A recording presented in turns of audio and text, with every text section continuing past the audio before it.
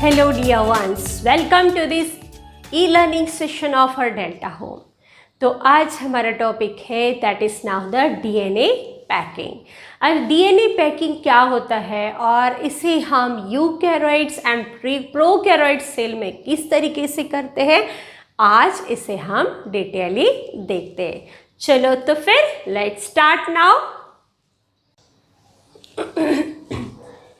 Now, the length of DNA double helix molecule in a typical mammalia cell is approximately 2.2 metres होता है। अब जो DNA double helix है इसका length कितना कहा हमने, 2.2 मीटर्स। अब इतना बड़ा जो डीएनए है, लेंथ इसकी एक छोटे से सेल के न्यूक्लियस, सेल कितना छोटा होता है, उसके अंदर न्यूक्लियस और वहाँ पे होते हैं डीएनए। तो ये किस तरीके से रहता होगा, किस तरीके से वर्क करता है, तो इसे ही कहते हैं डीएनए को पैकिंग करना, वो पैक करके रहता है। तो अगर हम देखें तो प्रोकैरियोट सेल, प्रोकैरियोटिक सेल जो होते हैं इसमें, जैसे in prokaryotic cell the E coli example लेते हैं हम, E. coli cell size is about 2 to 3 micro long। अब जो सेल है इसकी that is colibacteria, E. coli is 2 to 3 long होती है और यहाँ पे they do not have well organised nucleus, nucleus भी प्रॉपरली नहीं होता है, it is without nuclear membrane and nucleolus. The nucleoid, यहाँ पे ना न्यूक्लियर मेम्ब्रेन होता है ना न्यूक्लियोलस, सिर्फ यहाँ पे होता है न्यूक्लियोइड जो एक छोटा सा सर्कुलर हाईली फोल्डेड होता है नेकेड रिंग, और यहाँ पे नेकेड रिंग ऑफ डीएनए होते हैं और जो होते हैं that is 1100 micro long in perimeter, containing about 4.6 million base pairs होते हैं। अब बेस पेयर्स जो रेडी होते हैं वो होते हैं एडेनाइन, साइटोसाइन, थाइमाइन, यूरासिल, इसे न्यूक्लियोटाइड से मिक्स होकर बेस पेयरिंग होते हैं। तो ऐसे total 4.6 million base pairs ready होते हैं। अब ये जो है 1100 माइक्रो लॉन्ग जो होता है मीन्स अप्रॉक्सीमेटली इसका अगर मीटर में लो तो 1.1 मिलीमीटर में होता है। सो इफ़ यू कट, अगर इसे हम कट करें और स्ट्रेच आउट करें तो इसे जो that is the 2 to 3 micro long हो सकता है। Hence the negatively charged DNA becomes circular. अब जो डीएनए मॉलिक्यूल्स होते हैं ये जो सर्कुलरली पोर्शन होते हैं ये नेगेटिव पोर्शन में होते हैं, रिड्यूसिंग द साइज। अगर इसे हम देखें डायग्राम में, जो सर्कुलर अनफोल्डेड क्रोमोसोम हो उसे अगर फोल्डेड किया जाए तो इसका साइज जो होगा 350 माइक्रो से अब ये रिड्यूस्ड हो जाएगा, that is now the 30 micrometre and diameter because of क्यों, फोल्डिंग एंड लूपिंग के वजह से। अब 350 माइक्रोमीटर हमने ये क्या किया था, सर्कमफेरेंस दैट इज पेरीमीटर के हिसाब से लिया था। इसे अगर उसे ही फोल्ड कर दिया जाए तो फिर एक क्रोमोसोम कितने साइज में हो गए, 330 माइक्रोमीटर लॉन्ग। अगर उसे और रिड्यूस करना हो तो और ज़्यादा फोल्डिंग चाहिए, दैट इज 40 to 50 अगर डोमेन्स हमने लूप्स फॉर्म कर लिए तो formation of loops is assisted by the RNA connector से हो जाएगा। Each domain is further coil and super coil, पहले कॉइल करेंगे और फिर सुपर कॉइल करेंगे। डायग्राम में देखिए that is now the C portion, coil and super coil. अगर इसे कर दे तो अब ये साइज और भी रिड्यूस हो जाएगा, that is now the 2 micrometre. This coiling package assisted by the, अब ये कॉइलिंग जो हुई थी ये पॉजिटिवली चार्ज हिस्टोन के वजह से। हिस्टोन क्या होते हैं, ये प्रोटीन्स होते हैं, डीएनए बाइंडिंग प्रोटीन्स है। Proteins and enzymes like DNA gyrase and DNA topoisomerase topoisomerase ये मेंटेनिंग करते हैं सुपर कॉइल्ड स्टेट, और इस तरीके से ये जो हमारा 350 माइक्रोमीटर जो लेंथ थी क्रोमोसोम की, इसके रिड्यूस्ड हो गई छोटे सिस में, दैट इज द 2 माइक्रोमीटर में। तो ये तभी छोटे से सेल के अंदर, न्यूक्लियस के अंदर में ये रह सकता है। अब ये हो गई हमारी प्रोकैरियोट, जो कि वहाँ पे वेल डेवलप्ड न्यूक्लियस भी नहीं रहता है। लेकिन अब देखते हैं हम यूकैरियोट्स। यूकैरियोट्स मीन्स बड़े, इसमें जो ऑर्गेनिजम्स होते हैं, वहाँ के जो सेल्स होते हैं उन्हें कहा जाता है eukaryotes. Eukaryotes show well organised nucleus. अब यहाँ पे ये डेवलपिंग स्टेज है, तो इसका न्यूक्लियस भी क्या होगा, डेवलपिंग रहेगा। न्यूक्लियर मेम्ब्रेन भी डेवलप हो गए, न्यूक्लियोलास्ट रहेगा, and thread like membrane is form in the form of the chromosome. In the chromosome DNA, अब यहाँ पे हम देखेंगे क्रोमोसोम के अंदर डीएनए एक histone and non histone protein दोनों के साथ रह गए। हिस्टोन्स एंड नॉन हिस्टोन्स दोनों भी हैं। तो पहले हिस्टोन्स क्या होते हैं, हिस्टोन्स के अंदर क्या क्या होता है, फिर उसके बाद देखेंगे हम non histone. The organisation of DNA is much more complex in eukaryotes, क्योंकि ये कॉम्प्लेक्सिंग तो होगा ही, यूकैरियोट्स वेल डेवलप ऑर्गेनिजम्स में होता है। So histones are the proteins that are rich in lysine and arginine residues. Both this amino acid residues are basic amino acids and carry positive charge. अब ये histones जो होते हैं ये हमेशा पॉजिटिव चार्ज कैरीज करते हैं, एंड डीएनए हेलिकल लूप होता है ये नेगेटिव चार्ज कैरी करता है। So histones are a set of positively charged. Histone के अंदर जो है हमने कहा अमीनो एसिड एंड रेसिड्यूज के पॉजिटिव चार्ज करते हैं। सो यहाँ पे बेसिक प्रोटीन्स रेडी हो गया, that is now histones and protamine. ये दोनों रेडी हो गए।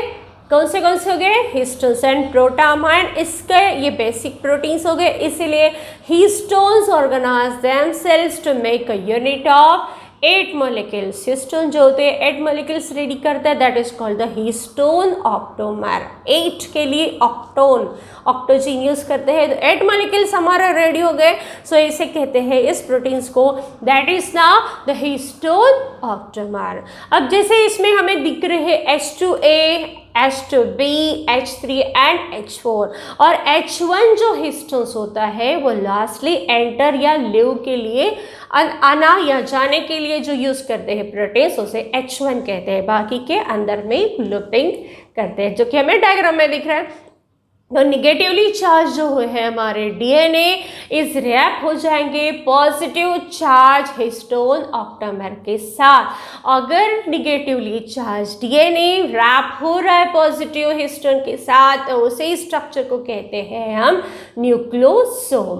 ओके, न्यूक्लियोसोम मीन्स क्या, that is a negatively charge DNA जो होते हैं वो रैप होते हैं, रैप में से एक साथ आते हैं पॉजिटिवली चार्ज हिस्टोन ऑक्टोमेर के साथ, तो इस टोटल स्ट्रक्चर को कहते हैं हम nucleosome.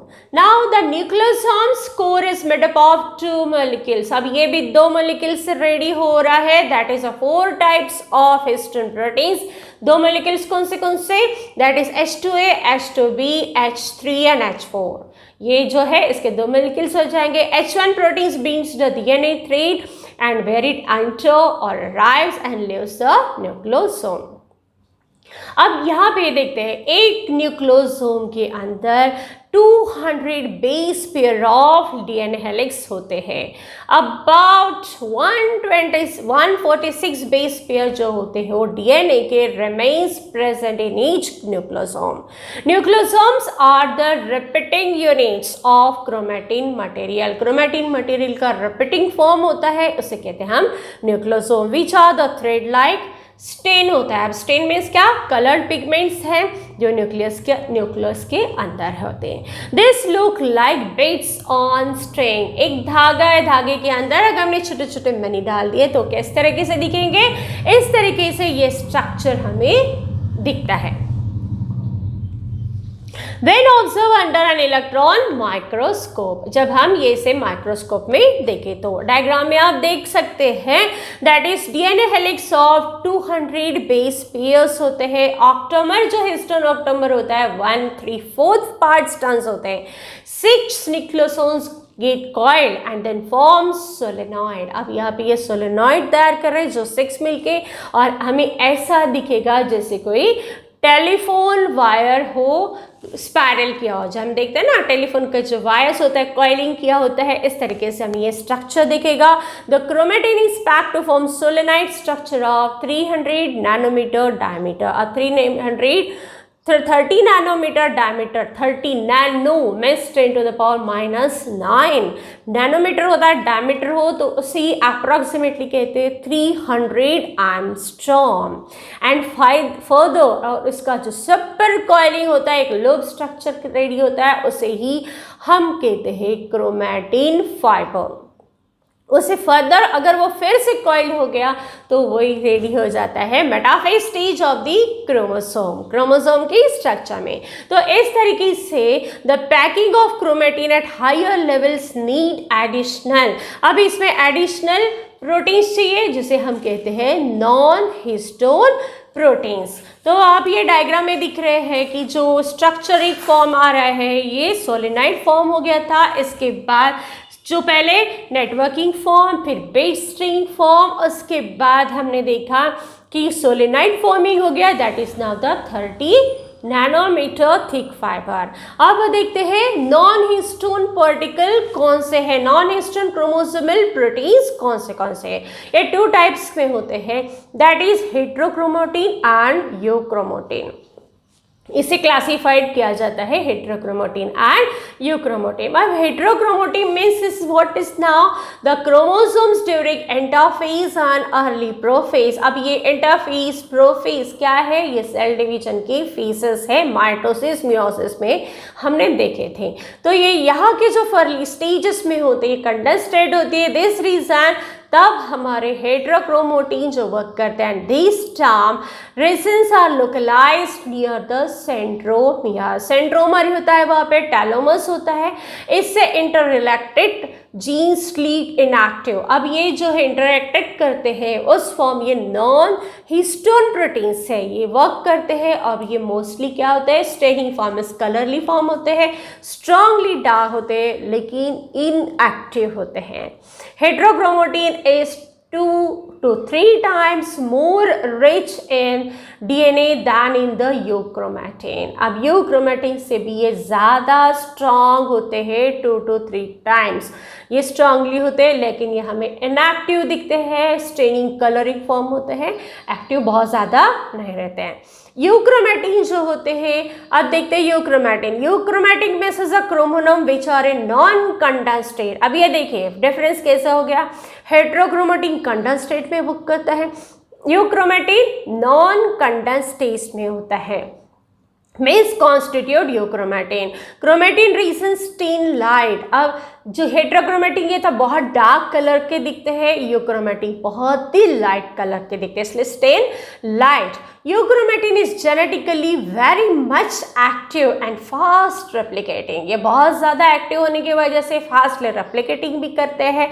Euchromatin is transcriptionally active and while the heterochromatin is transcriptionally most inactive. तो यहाँ पे ये दोनों का डिफरेंस बिटवीन भी पूछ सकते हैं एग्जाम में, बोर्ड के एग्जाम में।